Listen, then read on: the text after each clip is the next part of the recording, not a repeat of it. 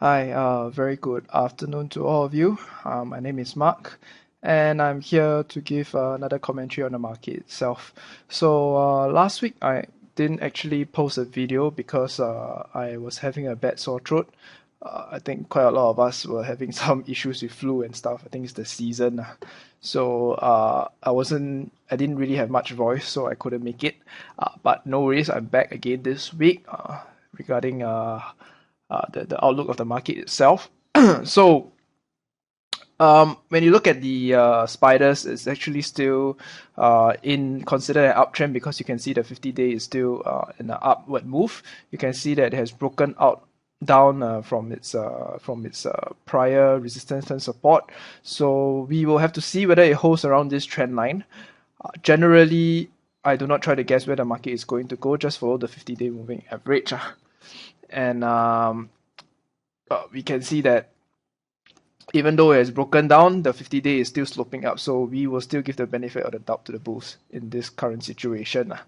But the correction has been quite strong now. So let's take a look at individual stocks that I have been trading.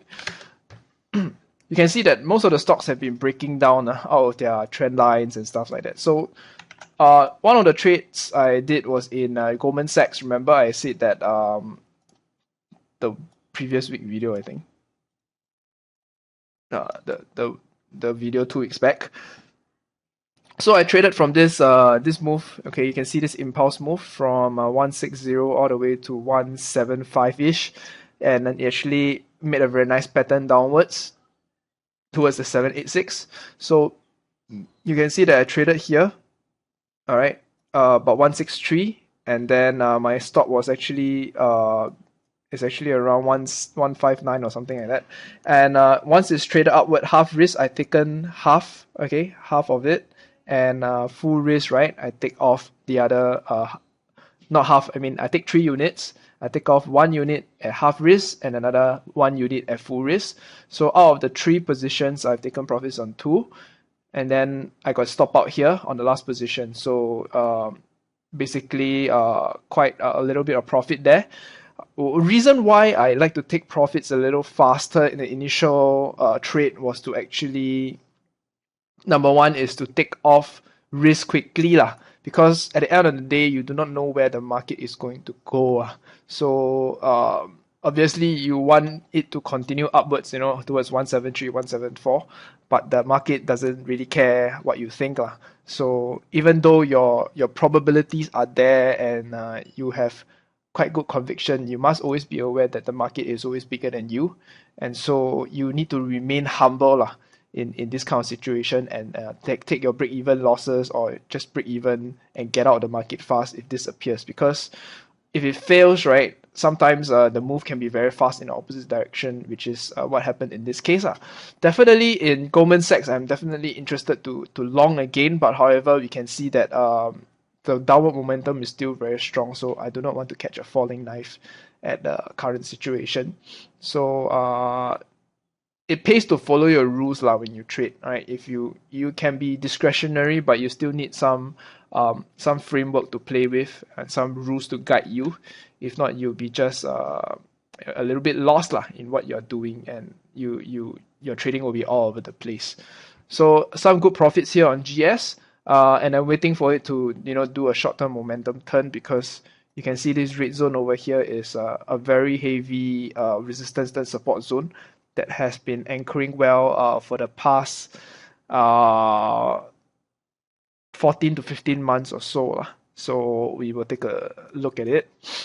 I know that Warren Buffett bought this stock around 152, 153, so it could be a value buy around this area. But we will let the price action dictate the situation in this case. Okay, and the other one is GM. All right, GM, I wanted to do a support play. Okay, that means I bought around 35.24, but after it broke down here, I immediately sell and open the next day, because the rationale and the reason for this trade is gone really, because it has broke long-term support here. Right now I'm not sure how I would do it, but I will probably wait for it to trade to this 31.12, because you can see there's previous resistance and support around this this zone over here. Okay, let me change it to red. Okay.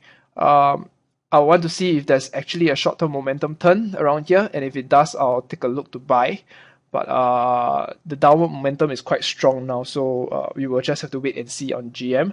And it pays to follow rules lah. If it gets out of your reason for the trade, right? You need to get out fast lah. Because you don't want to be holding on to losers for too long unless you are doing this for investment lah. So this is not like a fake show where you buy and then it goes against you, then I don't talk about it. No, it pays to be very honest with your trading, because the top traders I know, especially in banks, they are their conversion rate of their trades is about 60%.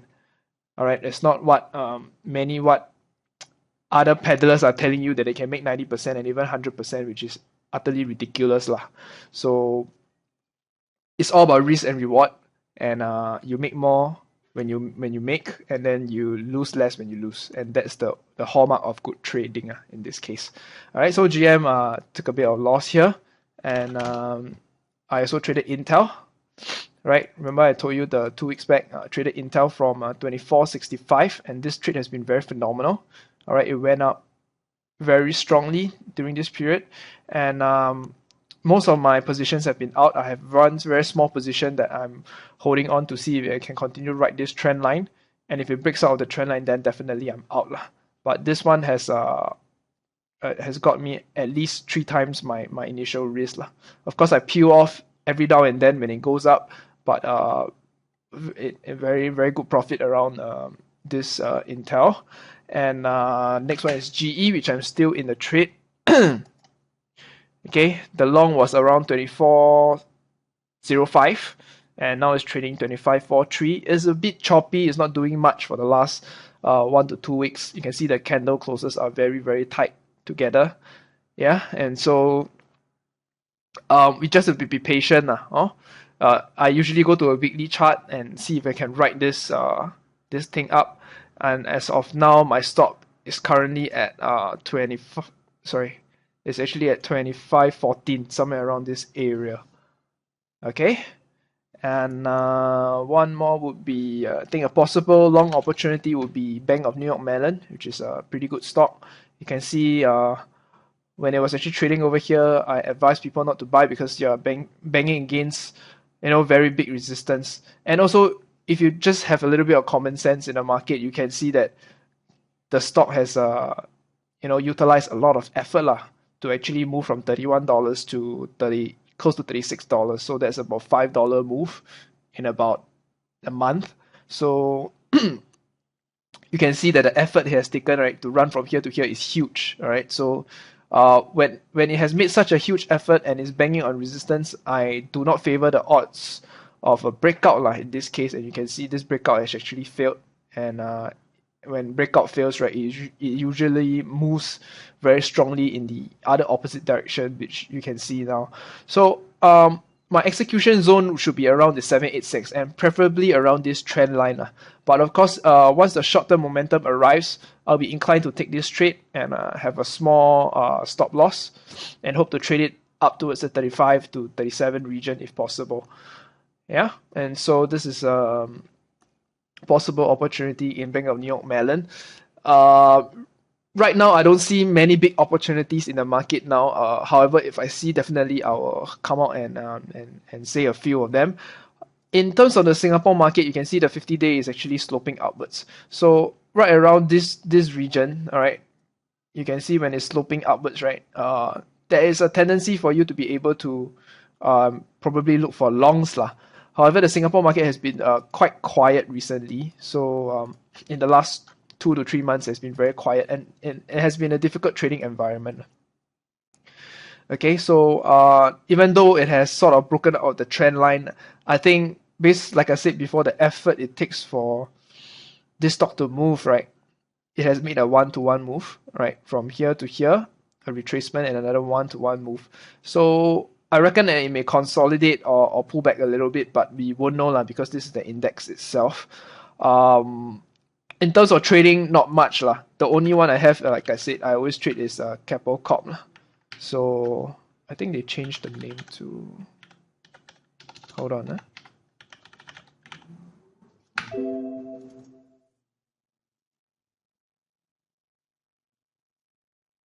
Okay, so I'm still holding on to this trade based on the trade I made quite some time back. Okay, the long was at 10:30, 30 and 5. All right, and peel off most positions around the 1070 region because it's been chopping around. I do not like the price action, and I held a small remaining position, and it has been going very well. Now it's at 1117. So the immediate point I would say is I think once it breaks this trend line, I probably wouldn't be interested anymore. Okay, let's take a look at this. Yeah. Okay, so once it broke this trend line, I'll probably be not interested in this stock anymore because the move I think has been mostly made from my style of trading, which is from 10.3 to 11.17, which is close to about $1 already, which is enough for me already. So just be cautious. I think this environment has been a little bit more choppy and harder to predict the movements. So it is in these cases, right, where you need to follow your rules and your framework of trading, because if you don't have them, trust me, your trading will be haywire. You'll be going all over the place. And especially in these kind of unpredictable times, you need to have a rule-based system in some sort of way. Whether you want to take the trade or not is up to you on a discretionary basis, but based on your entry criteria and your exit criteria, it pays to be a bit more stringent in how you want to actually trade a certain pattern or trade a certain method itself. So I'm actually having another course, which is the STI.SG Foundations course, that's been received very well.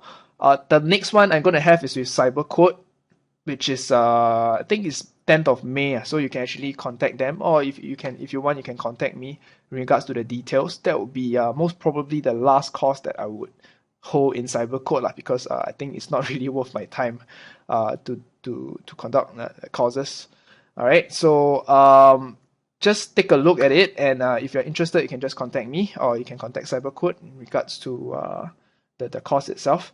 And I think that's about it. If there's anything you want me to look at, you can email me. I'll try to address it on the next video that I will produce. Okay, so guys, just trade safe and stay healthy, and be careful, all right, in the markets now. Thank you.